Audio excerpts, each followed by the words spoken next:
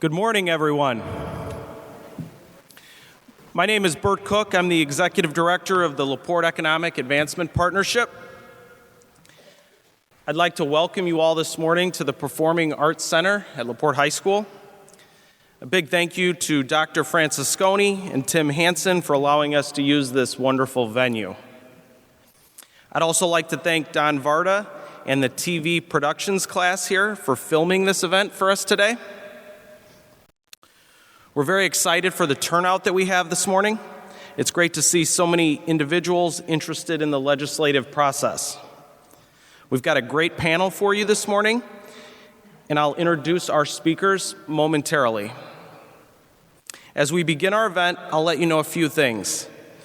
There'll be no recording allowed at today's event. As I said earlier, the event will be provided in video form at the conclusion of today's event. Each legislator will be given 5 minutes to give a brief update on the legislative issues they're currently working on. After everyone has finished their updates, we will ask questions that have been submitted by the audience, our Legislative Affairs Committee, and the general public.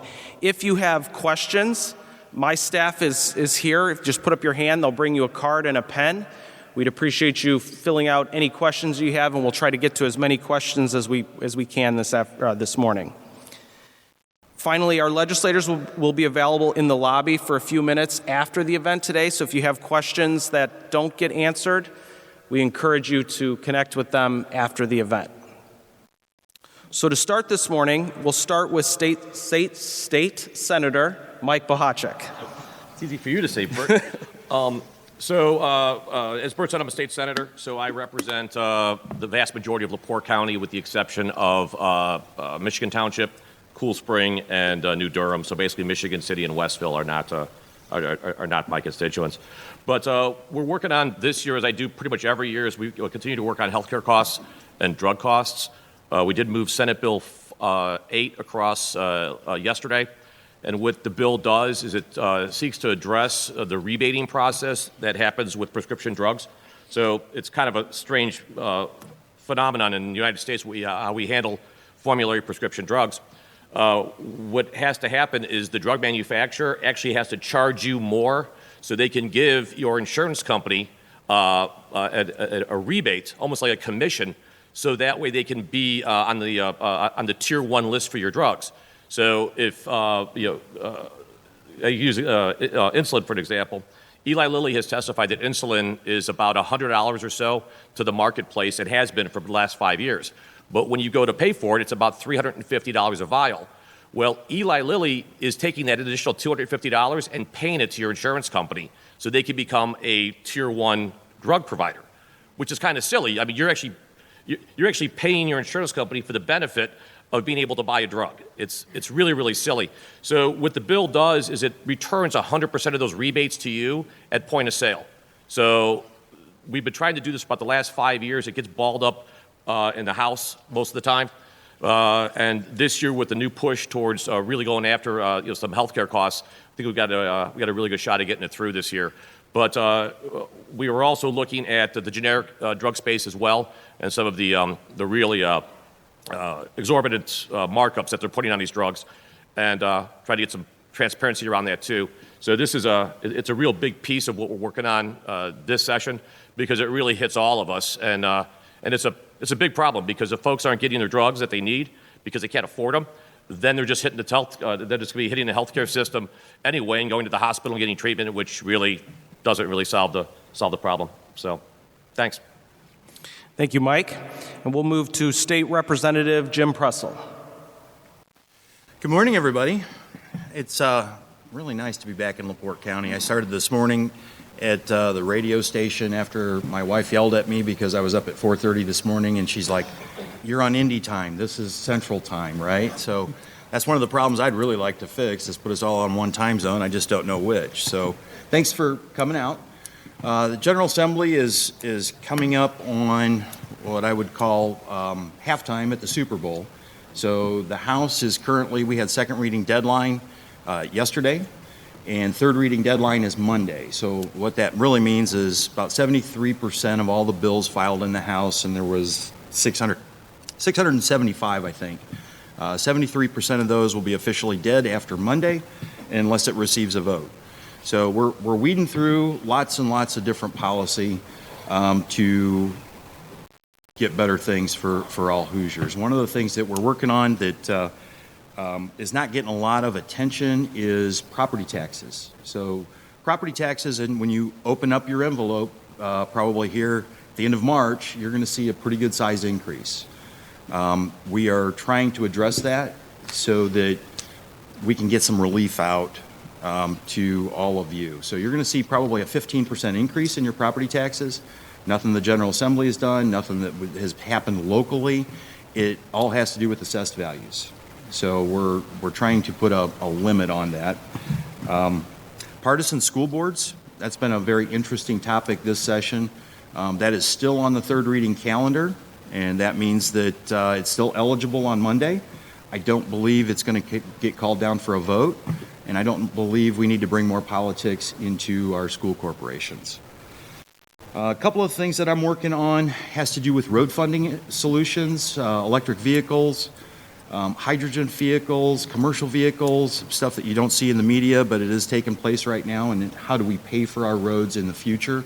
We passed a really good piece of legislation back in 2017 that provided a fully funded road funding program for the next 20 years to where we're not borrowing money. The taxes that you pay at the pump go completely into roads. We want to make sure that that continues, along with thinking into the future on how do you collect for road usage if a vehicle is hydrogen fueled. So huge conversations, lots of policy going on, and I look forward to seeing what the Senate sends us. Thank you, Jim. We'll move to the president of our county commissioners, Joe Haney. And Joe, before you start to speak, if you pull that mic just a little bit closer to you, I'd greatly appreciate that. Thank you. County Commission President Joe Haney. Thank you, Bert. Appreciate it. Good morning, everyone.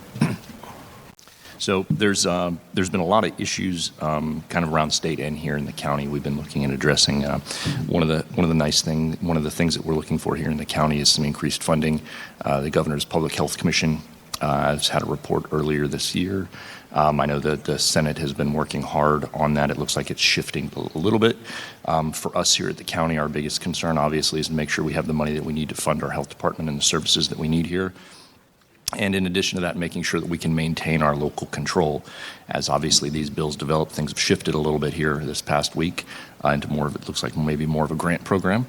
So we're looking, we're going to keep a close eye on that here to make sure we can get as much funding here as we can to LaPorte County for our public health needs here, as well as make sure we maintain that local control. I think it's crucial, and it's something I hear from a lot of commissioners up in this area, is making sure that we keep our local control here. Indiana's a home rule state, as you know, and these things are obviously crucial that we know what's going on here on the ground in LaPorte County much better than, let's say, a county that's, Switzerland County down in the southeast part of the state, or even Marion, around Indianapolis. So one of the other things we're doing here around the county is rebuilding some of our departments. Since the first of the year, we've focused on a number of different initiatives to get several of our different departments up and kind of reformulated so that we're better able to address the needs of some of the citizens and some of the issues that face our county. One of the things would be our chasing after more grants, both state and federal grants. One of the things that coming into this year became readily apparent to me was Okra grants, for example. A county can have up to 3 of those at one time. Unfortunately, LaPorte County hasn't done a single Okra grant since 2017. So about 6 years now, we haven't participated in one, and we can have up to 3 of those going at once. So there's things that we're going to look at. We're already starting to get rolling for this year, start getting those extra dollars returned back to LaPorte County. As is mentioned, a lot of money goes from LaPorte County either to the state or to the federal government, and it's time that we really start bringing those dollars back here to have a positive impact for us. Another initiative is taking a closer look at broadband initiatives, both through the state and federal government. In the past, previous years, LaPorte County's come in 62nd in the state as far as broadband readiness. This year, we're looking to try and move that back up to get us back up into that top 10, and hopefully we'll be able to. It's a big push to get done in 1 year, but we're really hopeful we'll be able to do that. We'll also have a pretty good, concise road program for this year. Coming into the beginning of this year, 51% of the roads in LaPorte County were rated at poor or worse, which is a pretty dismal report. We've already begun our program of consolidation for some of our programs, getting equipment that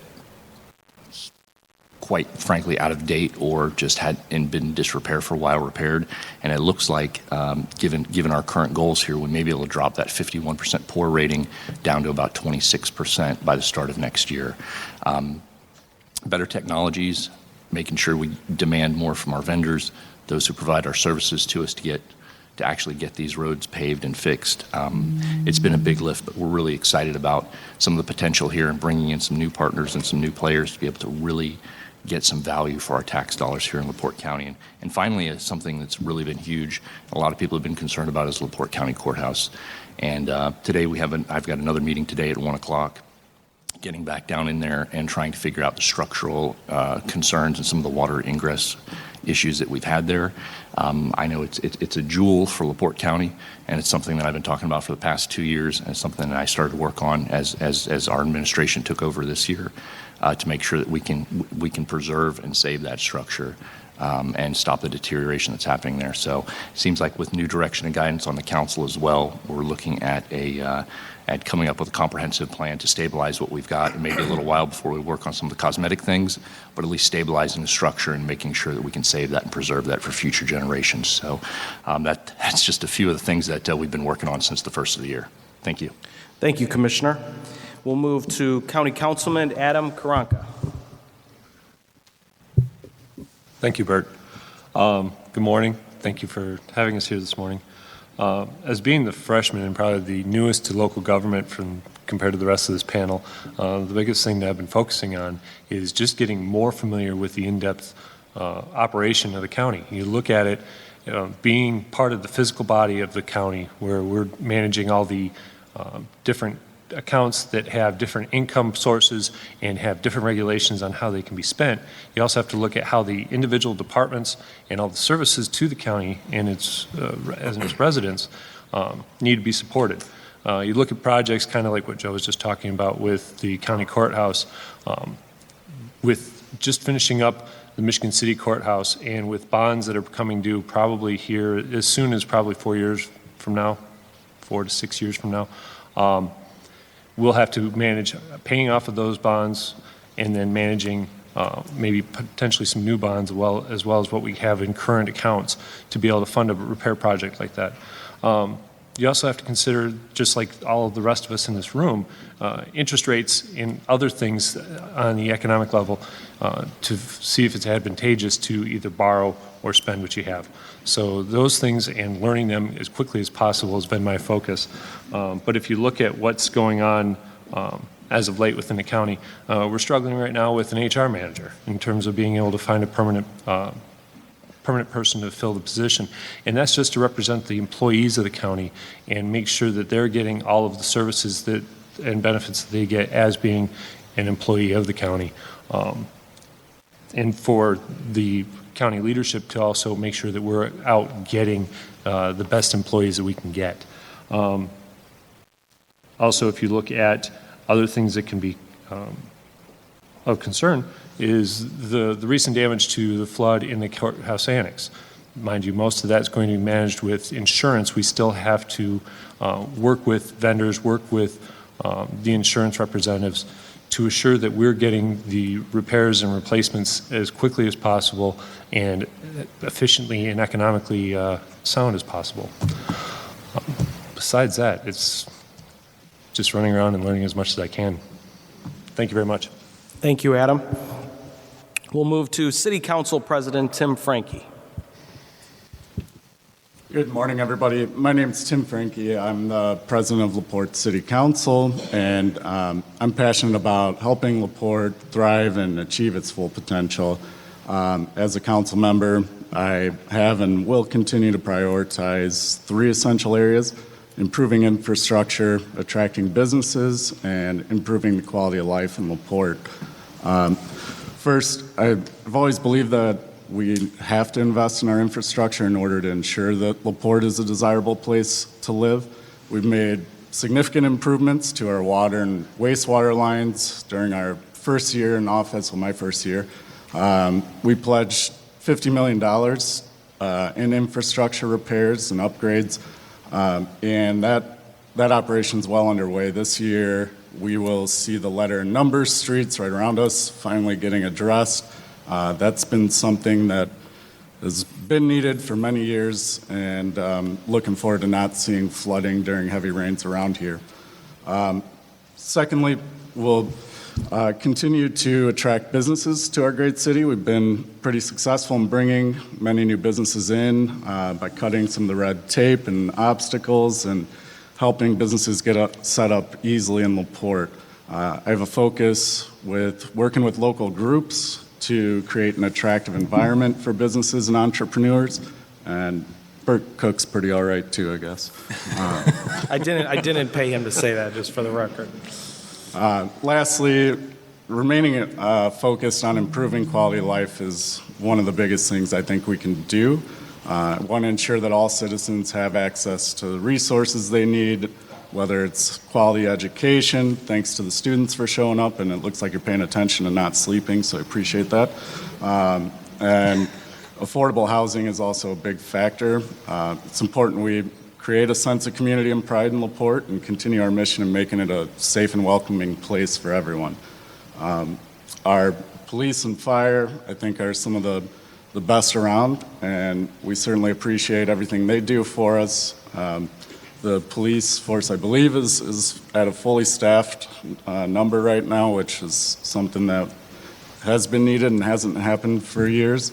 And we're continuing to help give both departments the tools they need to succeed, whether it's new equipment or technology. We certainly support you guys and appreciate everything you do for us.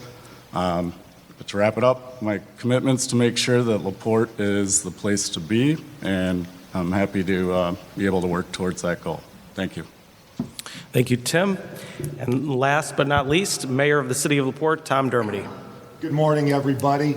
Before I start, can I say, as Tim has mentioned, fire and police, thanks to Chief Breton, we started the emergency response team to go after those individuals that have high-risk warrants that are hiding out in our community. And we made a big arrest yesterday, keeping our community safe. We have police officers, and this is a partnership with our fire department as well, and Chief Snyder's here. They won't stand up, but can we give them a round of applause for keeping our community safe?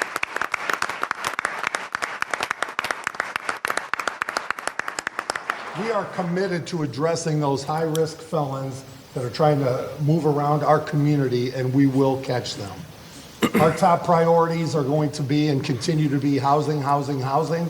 A housing study, thanks to the Healthcare Foundation of LaPorte, came out, and it basically shows, since we have had zero development, besides a local builder, Mitch Ficus, who sits in front of me, we haven't had much development versus the need that is here in LaPorte.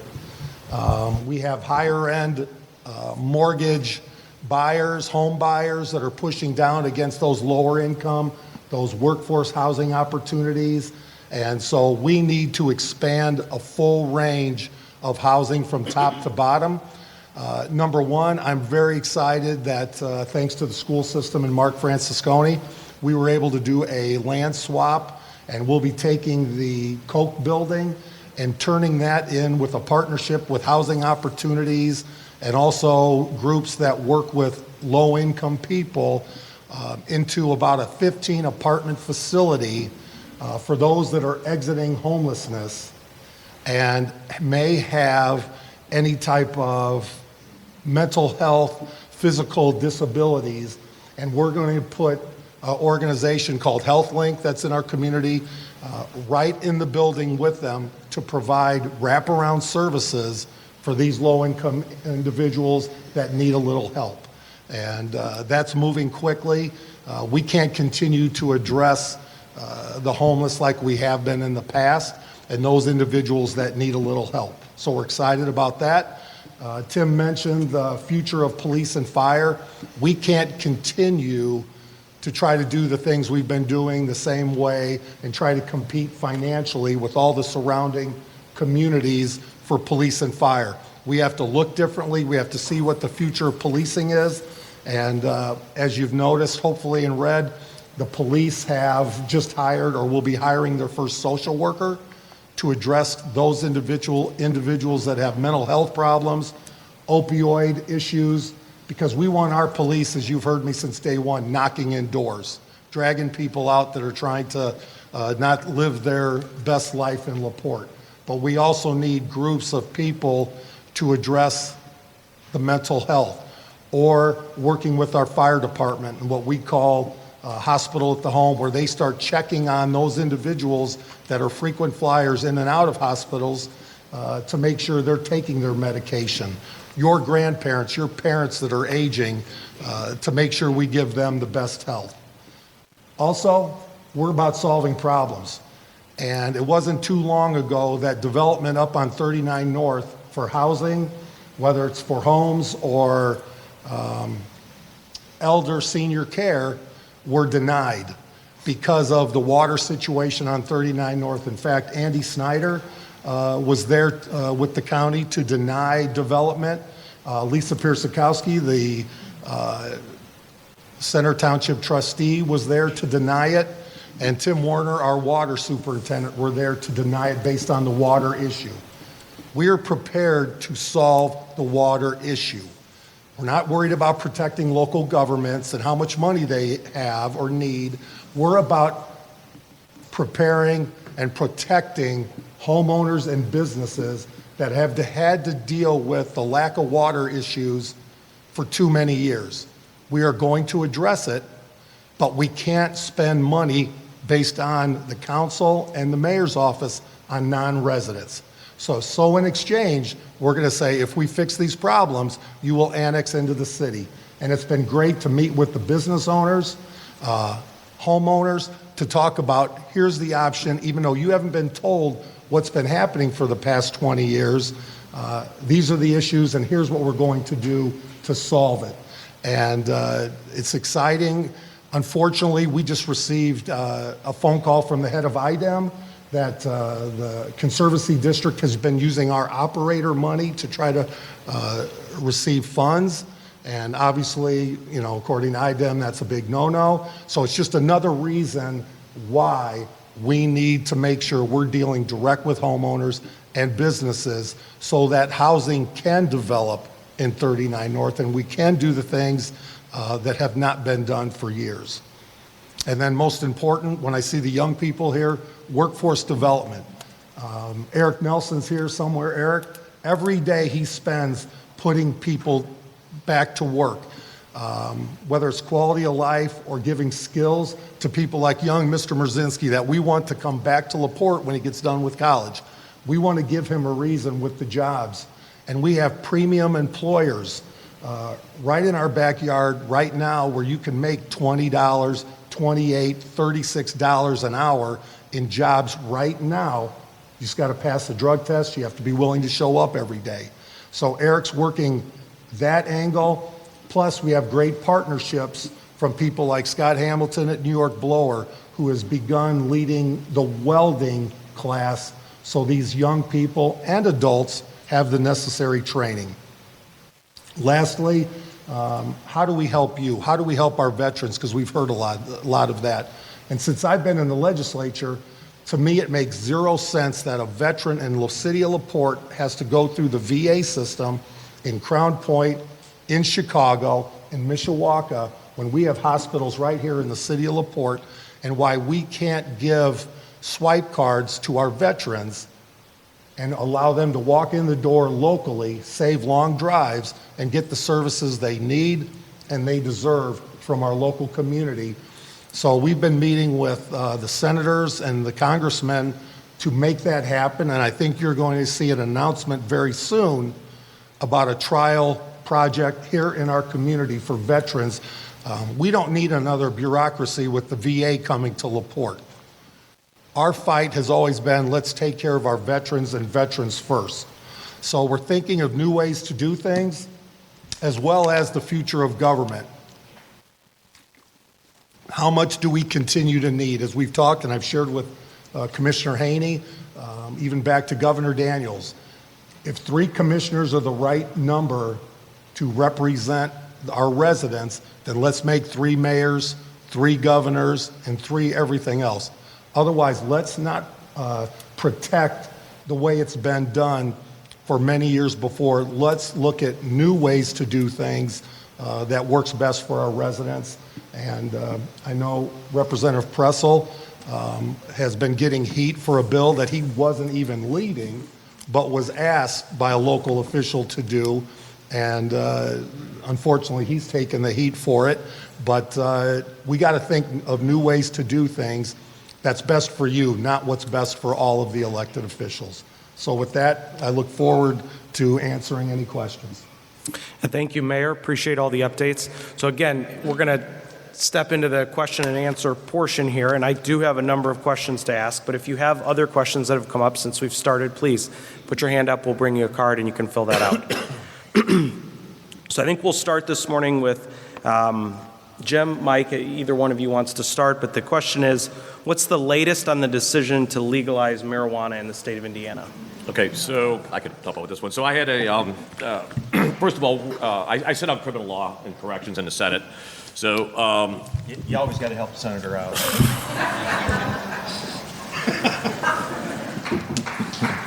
good thing I'm tired.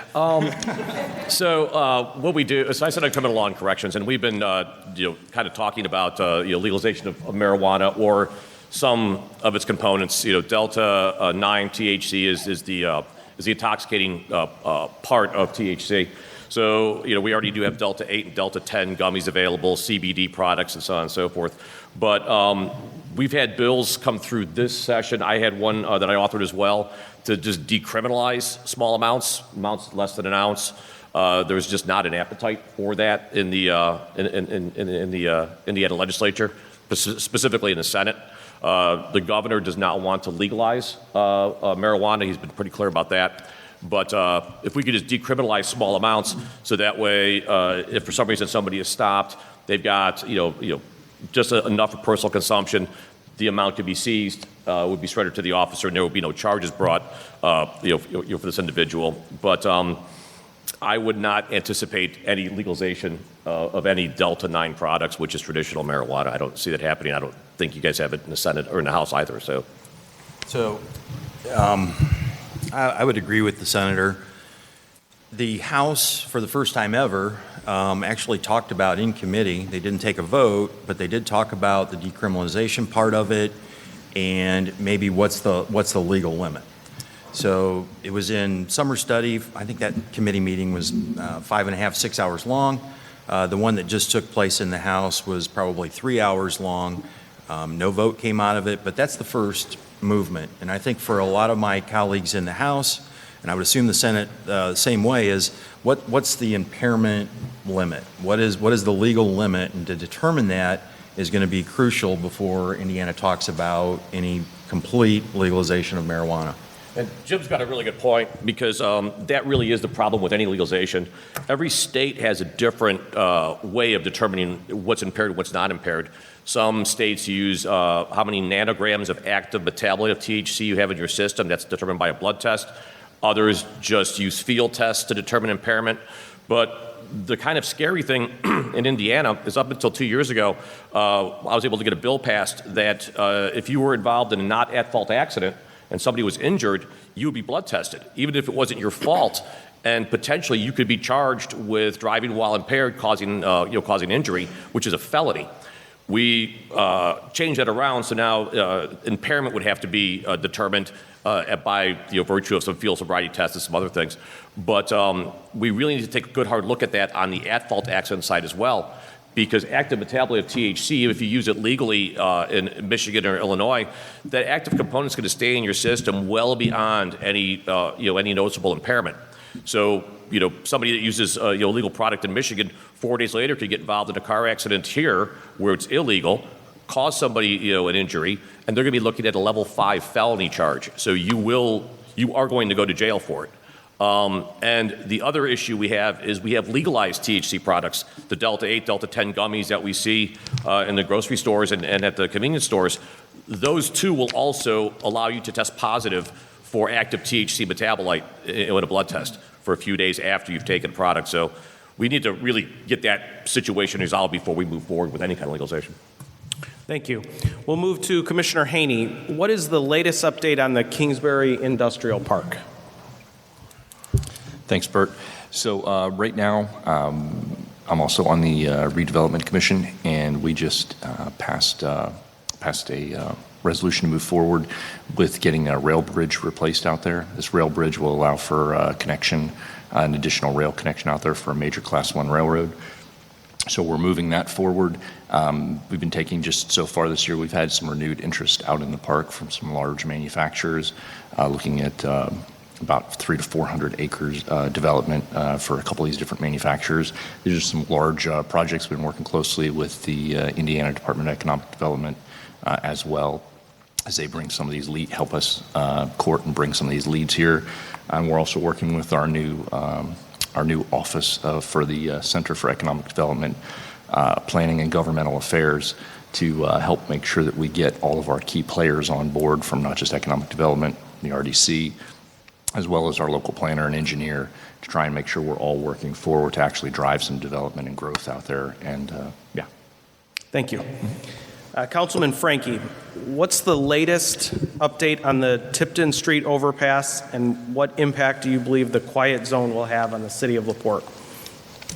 Well, the Tipton Street overpass is still a work in progress. It's moving forward. Officially, the contract should be awarded in July. Right now, it's under the process of INDOT acquiring some of the few houses that are left in the right-of-way, and that's the holdup, and that hopefully will be finished by July. The project itself, you'll never believe it, but it's already over budget. But the city's working with INDOT to increase their contribution. Our contribution, or the city's investment, is anticipated to be around $1 million, and we want to keep it close to that, even with the increase. This project talks started about 5 years ago, so you can imagine how much prices have changed in the last 5 years. But that's moving forward, and construction is anticipated to begin 1 year from now, spring of '24. With the quiet zone, there's an agreement with Norfolk Southern. They maybe aren't the best to work with, but we're just waiting on them basically to go through all of the updates to crossings we've done in order to qualify for the quiet zone. We have a consultant we're working with, and everything is in place, and we're confident that we meet those requirements. We're just waiting on the railroad to say, okay, looks good. Thank you, Tim. Councilman Karanka, Commissioner Haney, this is addressed to both of you. So, Adam, if you want to start, do you think the current structure of the LaPorte County leadership, meaning 3 commissioners, is an effective model? From my experience so far, but between campaigns and studying it and participating in it, so far it's been very effective. At some point, the Kern-Shepard report may gain some ground and some interest with the taxpayers and the voters, to where they may choose that it be restructured, whether that be to reduce the current council down from 7 to 5, or to change the number of commissioners. That would be up to the people. Thank you, Commissioner.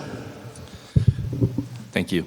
So there's a few different interesting things when it comes to the commission structure that's a little different than, either, let's say, the mayor or the governor. So the commissioners act both kind of as the executive in 90 of the 92 counties. They act as both kind of the executive and legislative component of government, and the council in our county and the other 89 counties act as the fiduciary arm or the financial arm. So the council, like in our county, primarily just deals with any issues relating to funding, financing, things like that, salaries.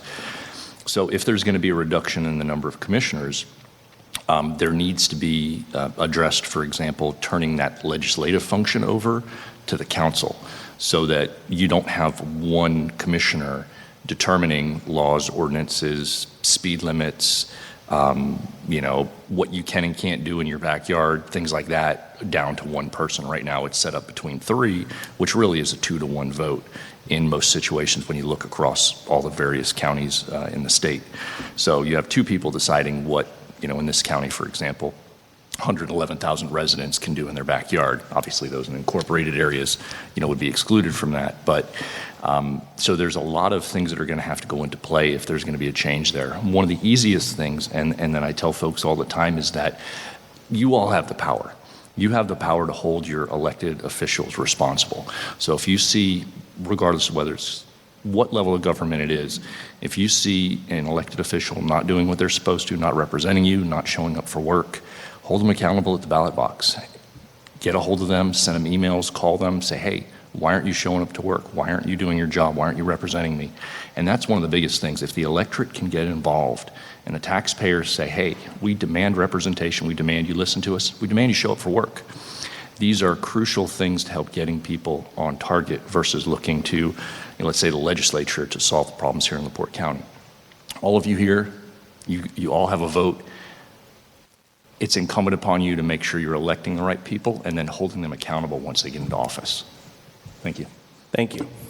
Mayor, we'll move to you, and there's a number of questions about and you did touch on it already, but the annexation of the 39 North Conservancy District. Maybe you want to elaborate on maybe process, timeline, anything else that you'd like to share on that topic. Well, due to state statute requirements, this is a long process. So right now, we are just meeting with residents, with businesses of 39 North. We annexed Pine Lake area that gave us a nexus to 39 North, and we're just moving along that process. Thank you. Jim, this is House Bill 1035. Can you explain the changes being considered for township officials and how this would affect LaPorte County? Sure. I think it is, and the numbers confuse me sometimes because there are so many of them. So 1035, I believe, is the township assessor bill. So there are 13 township assessors left in the state of Indiana, LaPorte County being one of those. There's like 5 in Lake County. There is 1 in St. Joe County. Elkhart, I believe, has 1. There's 1 in Allen County, so forth. So what 1035 would do is puts the township assessor question on a ballot in the general election to let the voters decide, do we need 2 assessors? Should we have a county assessor in every county? Is there a need for township assessors additionally on top of that? Is it duplicative service? So 1035 puts it on the ballot, and it lets the whole county determine, does the whole county want to continue to pay for that one township assessor? And I think it's important that it's the county voting on that individual because the county is paying for it. And some of the misconception was if you have a township assessor, only the township pays for that. So for like LaPorte County 2 years ago, the cost savings projection would be $250,000 a year moving forward. And that's with the anticipation of moving staff that currently exists in the township assessor's office to the county assessor. So that's a pretty significant savings that could play a huge role in infrastructure projects, for example, or for a reduction possibly to the county taxpayer. But it opens up opportunities, and it asks the question, do we need 2 assessors in each county? Mike, is there anything you want to add to that? No, I mean, Jim and I have talked about it before, and there is an appetite for that also in the Senate as well when I've talked to my peers. Because as we look at some of these, especially election bills, have a tendency to get a little bit more chatter amongst us. And, when you look at it, it really is a duplicative service. If you live, like in Michigan Township here, we have a Michigan Township assessor. So if you're a Michigan Township resident, ultimately the county assessor has oversight over the assessed value. So really it's just another office. It's kind of unnecessary, so.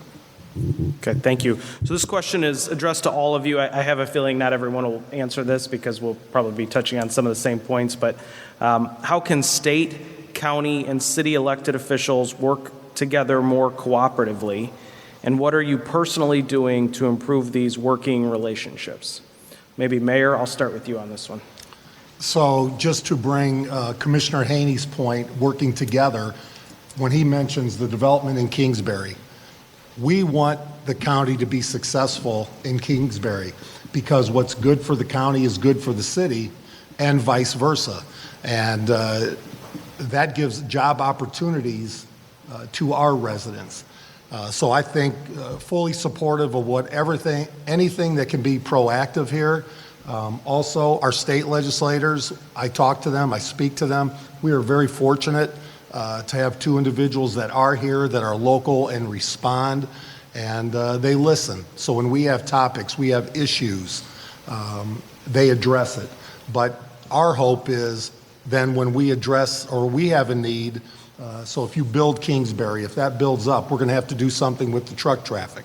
And we want to make sure, and I think Randy Novak from the county council, who came to a meeting with 40 downtown business owners and saw 100% of them say, we have to do something with the truck traffic because it is a problem that we will all work together to find solutions for the future. Because some roads may take 30 years to finally build, but we can't keep kicking the can down the road, and we need to solve a problem now. Charity is here from Hotspot Cafe, and anybody that wants information, don't believe me. Sit with Charity and see what they deal with when the trucks barrel down. So we have to look at new roads. And when we talk a corridor, we talk bypasses, that words are used. Sometimes these are only 2-lane county highways. And if we're opposed to building 2-lane county highways, we will never have development. Charity, you'll note that he didn't try and pronounce your last name there, just for the record. Commissioner, would you like to touch on that topic? Sure, thank you, Bert. And the mayor's, and as we've communicated, and also communicated with our representatives and senator from the state as well.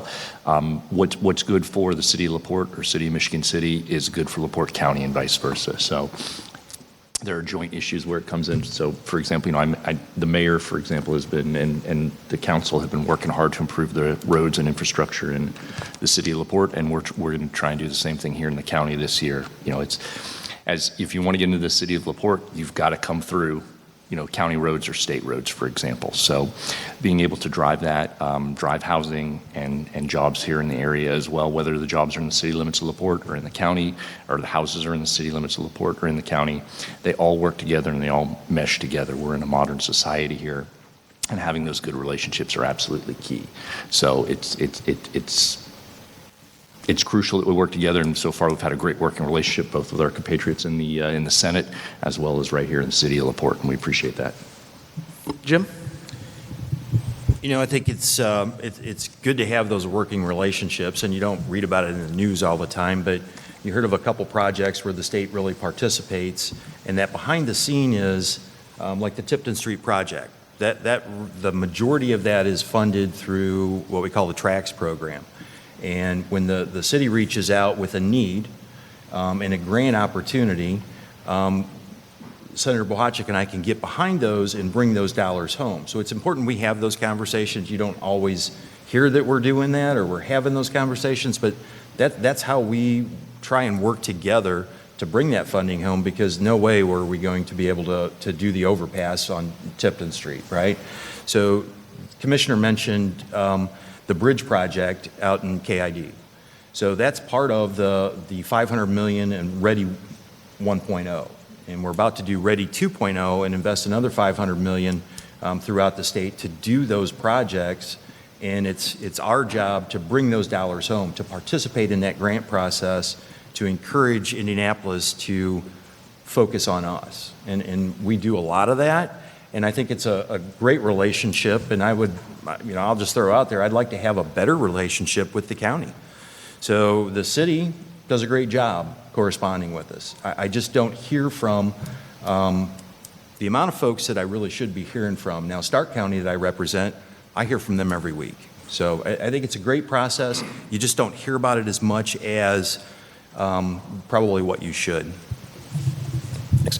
And I could just kind of, it's pretty much what everybody's already been, kind of said, but another example of the KOP project, a few years ago, we found an opportunity for a forgivable promissory note for the KOP, and that was right at $1 million we were able to get for the KOP. Now, it was found. I think Jim found it. We kept pushing to make sure the money would come along. So those are the opportunities that we see that if we're not really looking and advocating, we're not going to find them.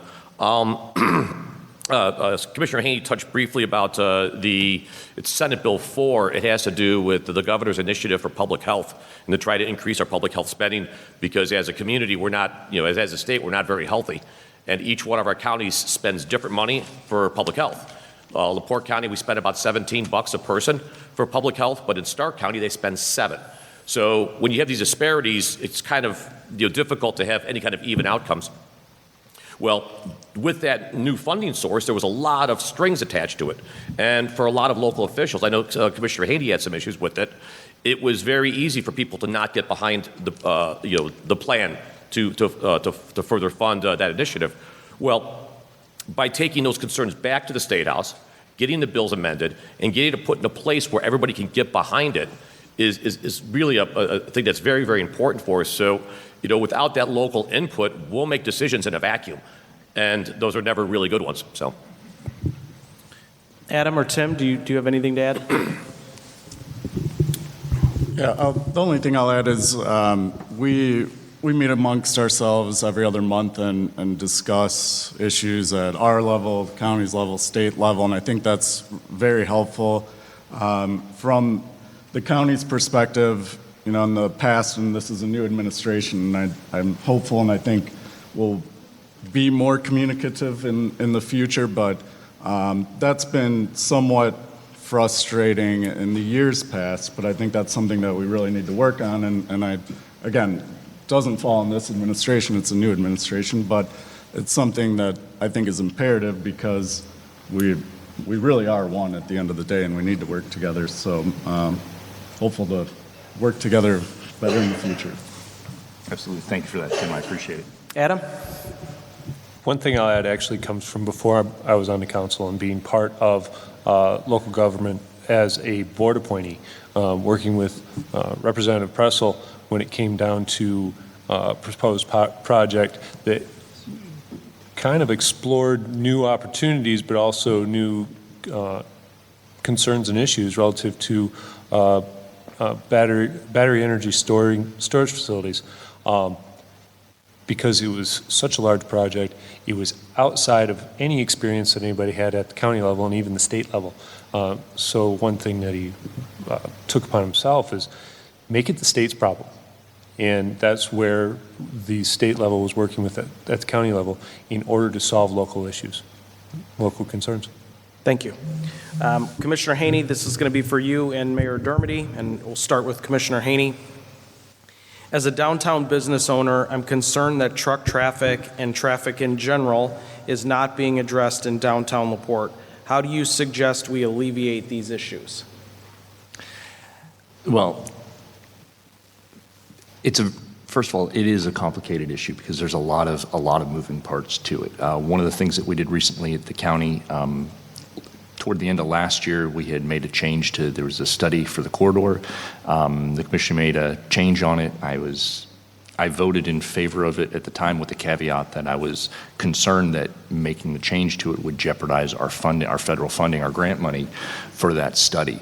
At the time, our current county attorney had assured that no, it was fine. Of course, obviously after taking office this year, we find out that making those changes meant that we were going to jeopardize that funding, and LaPorte County taxpayers, both in the county and in the city of LaPorte, would have been on the hook for about $500,000 that we would have had to have repaid back. So we made that change earlier this year to complete that study, to get it done, and getting it done cost $0 to the taxpayers since this was already funded in the past, and it's going to save us about $250,000. So that's crucial to see what that comes back with. Also, at the same time, there are some other options. As it turns out, semi-trucks hate roundabouts. I know there's some folks in LaPorte who aren't fond of roundabouts either, but semi-trucks really hate them. So some strategically placed roundabouts may actually stop some of that truck traffic coming into downtown, perhaps in some sort of fashion, depending on whether or not there is a corridor or not. One of the big issues, of course, obviously facing the county is we have a lot of infrastructure concerns that we're looking at for the entire county and things that we need to address. Looking at funding options for something like that, it's going to be extremely difficult, even with an 80-20 match or something like that. And then obviously there's a lot of concerns for our green space here in the county, our farmland, and the impact to homeowners both inside city limits and outside. So it's a fairly complicated issue that's going to take a lot to study. And as far as funding wise, that's going to be a huge issue. Even if the study comes back with a need and a proposed route, I don't know that the county's going to be in any sort of financial situation, even with an 80-20 match, to be able to fund something like that. But again, we do need to start looking toward the future, and if KIP takes off to like the way it is going to significantly increase the amount of truck traffic here in LaPorte County. One of the things we do have moving forward, though, is that US 30 is going to wind up becoming a limited access highway in the future. Exactly how quickly that moves, but where KIP is located, some of that truck traffic it may be much easier for them to go south to pick up 30 or whatever the new designation for that road winds up becoming, if it stays 30 or they give it another name. So that may actually keep some of the truck traffic out of downtown LaPorte that's there now. So again, there's a lot of moving parts throughout the county, and it depends on a number of different factors. And unfortunately, there's just no easy answer. But we have to make sure we respect all the residents of LaPorte County, both in the city and in the unincorporated areas as well. Thank you. Mayor? And I do believe Commissioner Haney is working towards trying to help us, but I'm going to take a different approach. This has been studied for 20 years. At what point are we going to finally say, hey, we have to do it? We have to quit kicking the can down the road. We know what the problem is. We know the opportunities for solution. Right now, whether you agree or disagree with the federal government, there are all kinds of funds for new infrastructure. And I just hate to continue to see funds go to St. Joe County, Lake County, Porter County, and other counties around us versus solving problems for the city of LaPorte. We know this is a concern, and Nick Minnick, our city engineer, has actually been working with those county residents, and I've yet to see, and I encourage anybody, because I know some people like social media and don't want to face you eyeball to eyeball, but come look at our design, come look at the map that we've drawn and show me one home that the new future developed road is going to go through. Because I'd like to see it, and we want to make sure county residents that we're working for or working with can show us, but it has to happen now. We can't wait another 20 years. When we talk about a walkable downtown and bringing our young people back, kids right now are deciding where they want to live first, find a job second. And we have an opportunity. The city of LaPorte is special. It is a great place to live, but we have to make some difficult decisions for the future. Hey, Bert, let me make one quick question. And just so Jim and I don't get a lot of emails and phone calls, US Highway 30 limited access is very, very, very far down the road. You're probably 20, 30 years away from this. So, And there's a huge if. And there's a big if, and it's way in the early, we're just still taking public comment where people are taking Post-it notes and putting them on a map and saying, please don't do it here. That's how granular this is right now. So trust us, it's not happening tomorrow. Thank you. So I'm going to direct this to two questions that I'm going to try to combine into one. Senator Bohacek and then Tim Franke. The questions are to you both. There have been several anti-LGBTQ pieces of legislation introduced in the House and the Senate. How are you advocating for the safety of our LGBTQ youth in our schools and community?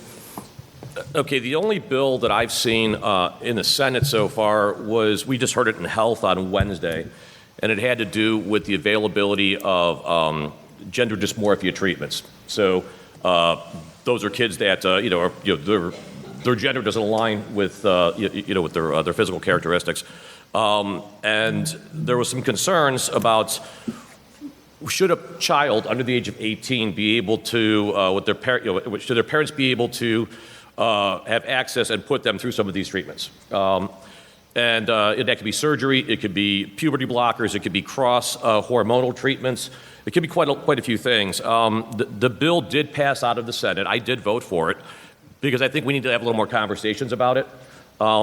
It's in hearing testimony and hearing from some kids that had been through this in other states and even in Indiana, where some of these effects were irreversible. And do we really know if a 12 or a 13 or 14-year-old child can make those decisions And it's just kind of it's a big issue because you're touching on a lot of things. You're touching on, the doctor's scope of service. You're touching on parental rights. You're touching on individual liberties. So it's a big, complicated issue, and bills are going to be moving both ways. What they look like now is not what they're going to come out as, and there's a chance that they may all not make it through. But it's a conversation we need to start having. Thank you. And Tim, similar question. You've spoken on it at City Council, so do you want to touch on what the city is working on there?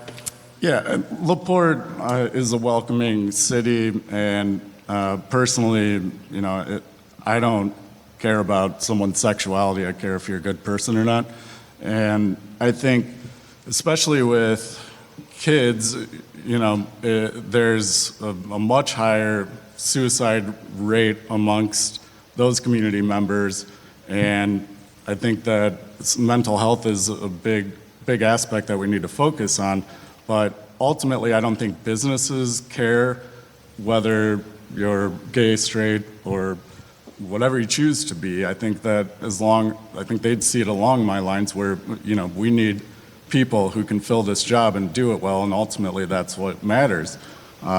So we as a city will not be able to grow if we close our doors to anyone, and that certainly is not the position we're taking. Thank you.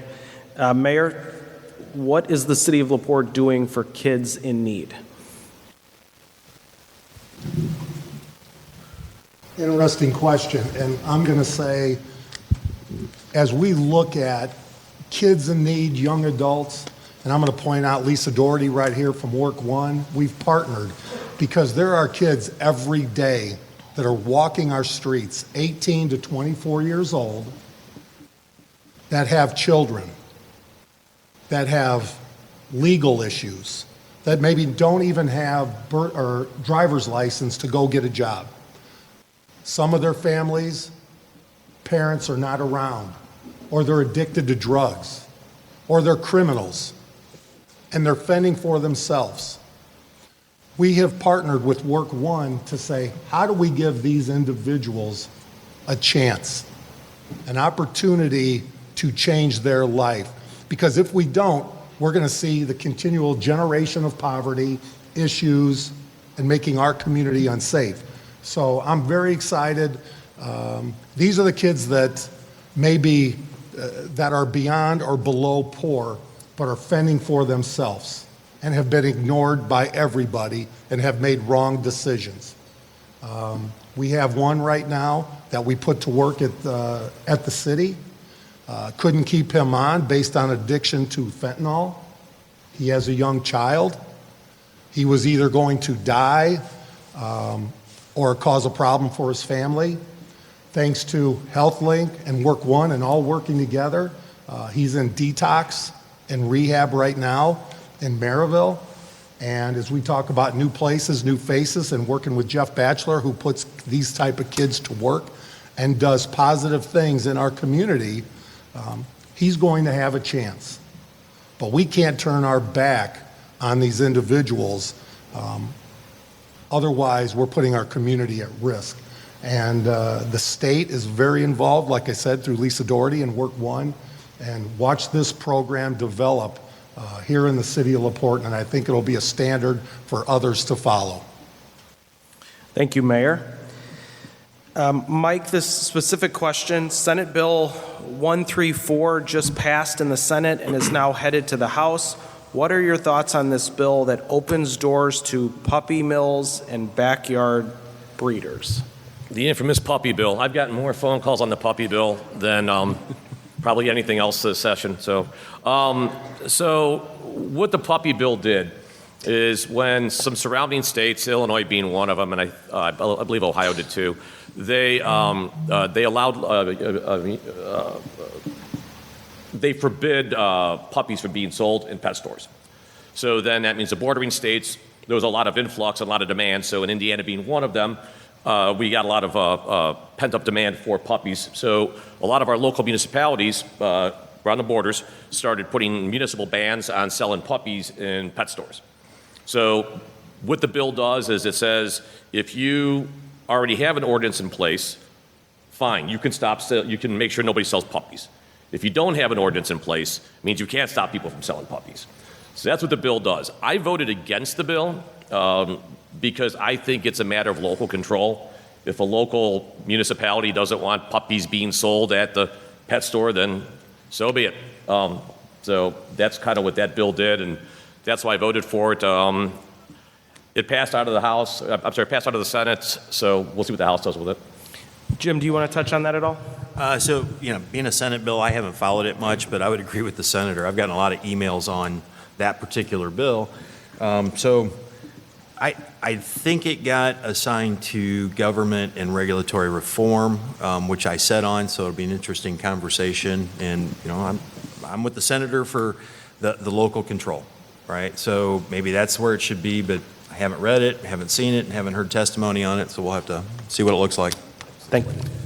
Thank you.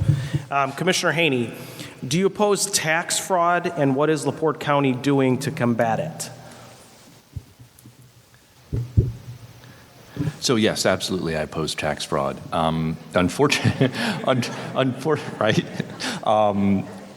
Unfortunately, LaPorte County probably isn't doing as much as they could in regards to some of the tax fraud. Last year, a quote-unquote tax fraud ordinance was passed by the county. Unfortunately, it's geared around more about trying to stop local workers and independent contractors from doing their jobs. So, when we look at today's modern society, we have a number of different independent contractors, from somebody from a Lyft driver to the guy dropping off your Uber Eats, all the way in between. We also have folks who purposefully do contractual work for a number of different companies. And these folks, the hilarious part about the ordinance that was passed last year that I voted against here in LaPorte County, that was the so-called tax fraud ordinance, is that somehow an individual would oppose and go against federal law, risk federal prison, go against state law, risk felonies there, but then all of a sudden they're going to decide somehow to follow LaPorte's ordinance and risk a $1,500 fine versus, spending multiple years in federal prison. It's a kind of silly idea. It also puts an added regulatory burden on our local communities. So one of the issues that we come up with is we talk about, and I mean that I want to see local businesses, especially minority and female women-owned businesses, succeed and do well. When we pass these feel-good, red tape bureaucracy type things with very little input or thought behind them, we're putting an additional burden on our local businesses. So if you have a large company with thousands of employees, with huge HR staff, you put a little extra regulatory burden on them. Yeah, it's going to raise the end product cost, a few dollars, here or there, which isn't good.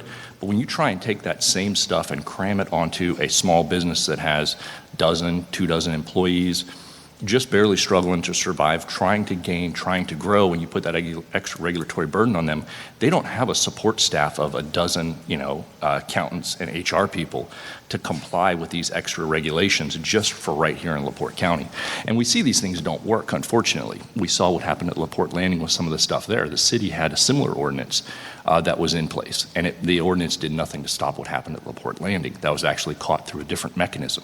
So we have to take meaningful steps that actually have a positive impact to address the concerns of people trying to skirt our tax laws, but at the same time, don't put unnecessary burdens onto our businesses and our employers here in the county that cause them added strain without having any benefit to show for it. So these are the important things that we deal with both here in the county, at the state, and the national level. It's one of the reasons why we haven't seen really hardly any other municipalities in this area take it up. So it's very important. We have to support our workers, and we have to support our working class folks, especially all of our union members here that are here. But at the same time, we can't pander to special interest and sacrifice our small businesses in the process. Mayor, would you like to touch on that? Yeah, because Commissioner Haney mentioned about Newport Landing, the banks, and we do have this, and it is more than feel good. We are holding people accountable. We had 2 subs that tried paying cash that were from outside the city. And we have an expectation. LaPorte in the past, do whatever you want. No one's going to follow you. No one's going to track you. We have high expectations here. And as a former business owner, I don't see this as bureaucracy. I really believe the council passing this was important to get the quality of work done that we needed to get done at the banks. And I don't want to speak for Council President Frankie, because they were the group that passed this, but I think it's benefited the city of LaPorte.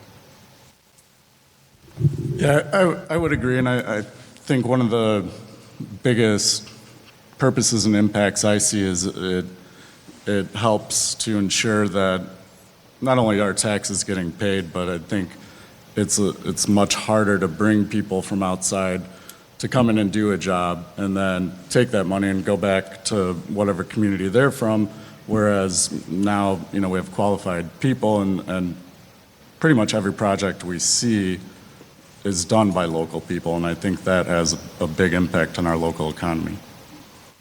Thank you, Tim. Senator Bohacek and Representative Pressel, can you give a brief overview of funding changes we expect to see in K through 12 education? You got the budget now, so. So, yeah, I'll kick this one off. So we just passed the budget yesterday, the House version.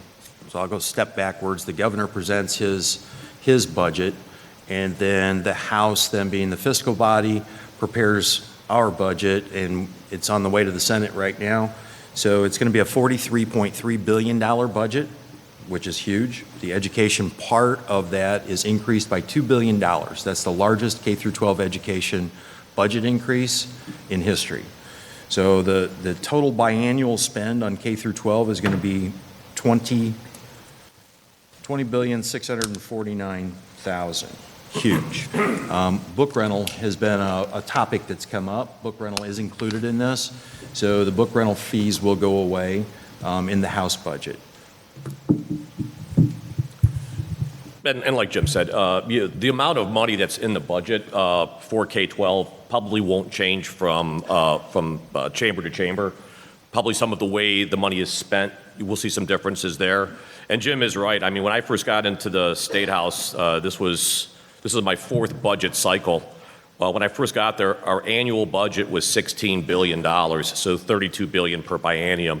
And now we're at 42 and some change per biennium, so $21 billion per year. So I mean, we're up $5 billion in budget spending over 6 years. I mean, and doing it without income, and doing it without taking debt on, and doing it without raising taxes. So it's been a pretty good revenue source. But yeah, K-12 the amount's going to stay the same.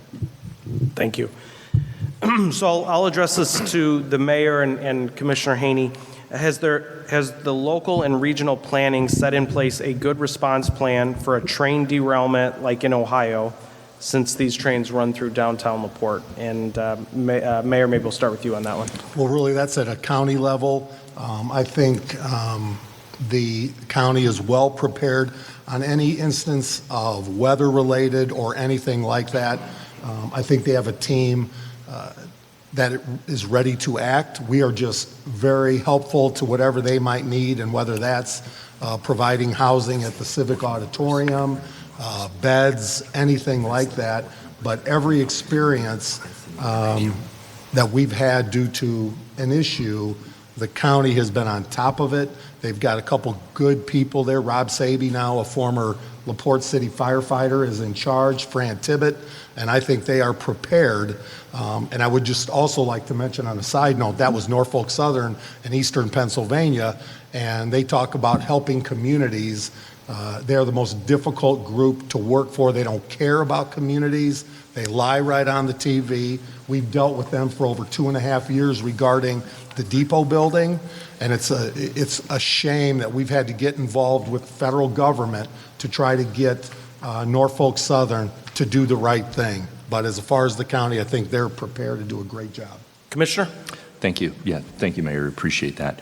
So as the mayor mentioned, we have new leadership at our emergency management agency this year.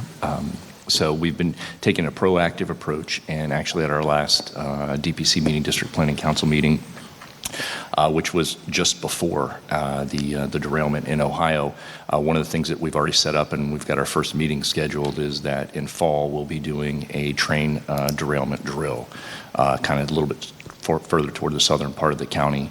So we'll be working with all the agencies here in LaPorte County, as well as throughout northern Indiana to do a simulated train derailment. And it just so happens we actually had that in the pipeline before this Ohio one. I think it's been somewhere between 12 and 15 years since we did a drill like that here in LaPorte County. Also, I've been active with our district planning council throughout the northern Indiana, and we are also planning a joint exercise with them in late fall as well. So both of those are in the pipeline to make sure that we're as fully prepared as we can for that. And of course, obviously now with this Ohio derailment, it really makes our timing important, and we may try and move up that early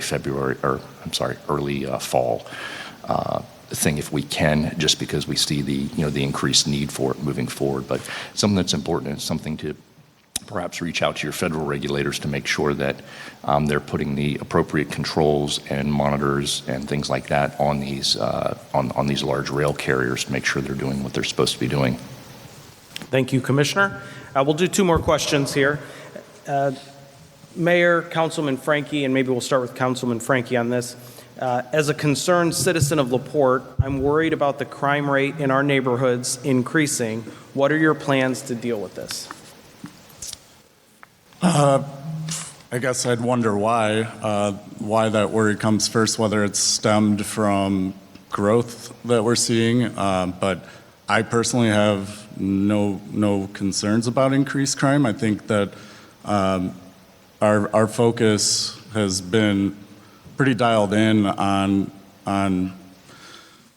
controlling crime, removing drug dealers from the streets. And again, I think our police force is top notch and doing a fantastic job. Also, the public lit that was recently passed, the local income tax, has been already a tremendous help to us. And we only have so many assets in the city in terms of funds, I guess, not just assets, but money. And now we're able to give our police and fire things that we couldn't before just because we didn't have those funds. So I think that they're only going to get better from here because we can now afford that. But personally, I feel safe in LaPorte. Thank you, Mayor. Yeah, I think this has been a priority since day one. We've made great strides, great progress, and I'll tell you what, we have a great team, a fantastic police team. We're learning every day, but I'll tell you what, not only is it police, but it's code enforcement.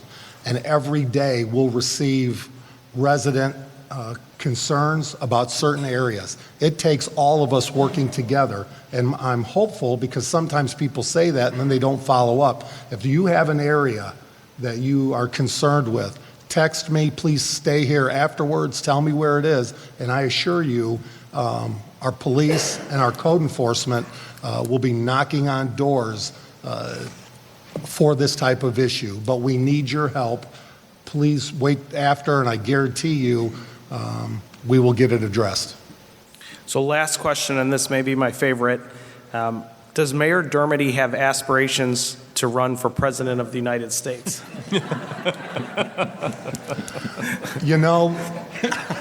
I've always been involved with, and my parents taught me, bloom where you're planted. I love what these two do for us, and it's not easy to be a public elected official.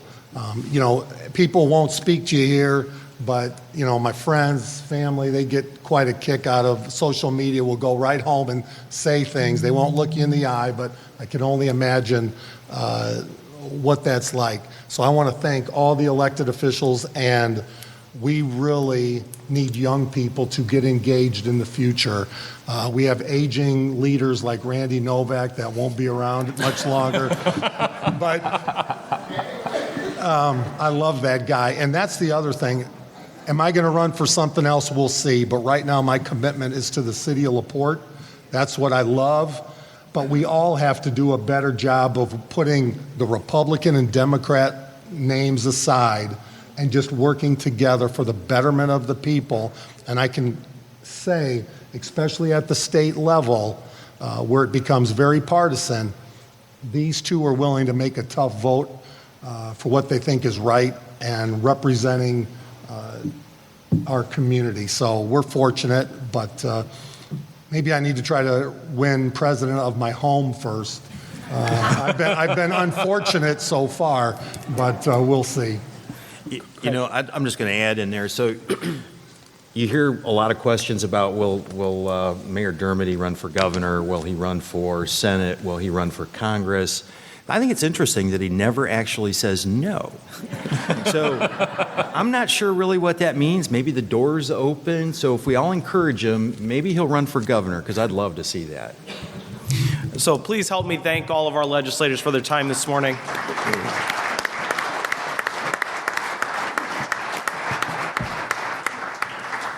So as I said earlier, they will be available in the lobby if you have some additional questions. Two other things I'd like to mention quickly. So we've done this for many years. These were some of the best questions that I think we've ever had, so appreciate you taking the time to submit questions. I also want to thank, we have a good contingent of students here today, and I know it's difficult for their teachers to bring them, but we appreciate you being here and being part of the process. Again, we appreciate this venue. Dr. Francisconi, thank you for hosting us this morning. Thank you all for being here, and we hope you have a great rest of the day.